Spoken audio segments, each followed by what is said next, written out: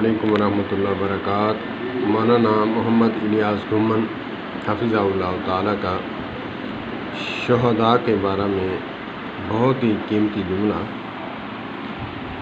وہ فرماتے ہیں کہ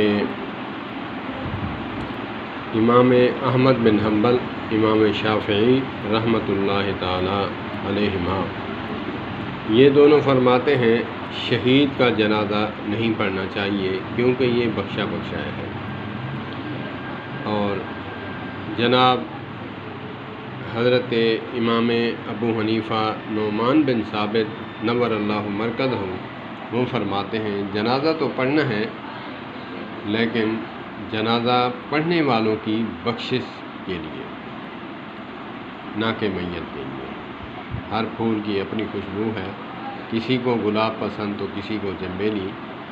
کمال ہیں ہمارے اکابرین، کیا ہی پیاری پیاری باتیں، پیارے جملے۔ جنازہ تو پڑھنا ہے، مرنے والے کی بخشش کے لیے نہیں، پڑھنے والوں کی بخشش کے لیے پڑھنا چاہیے۔ اللہ پاک ہمارے ان اماموں کو، چار ائمہ ہیں، اللہ پاک ان کو جنت الفردوس میں اعلیٰ مقام عطا فرمائے اور قیامت تک کے لیے ان پر سلام ہو اور ان پر اللہ کی رحمتیں ہوں، اور خاص کر امام ابو حنیفہ نور اللہ مرکزہ رحمۃ اللہ تعالیٰ علیہ پر۔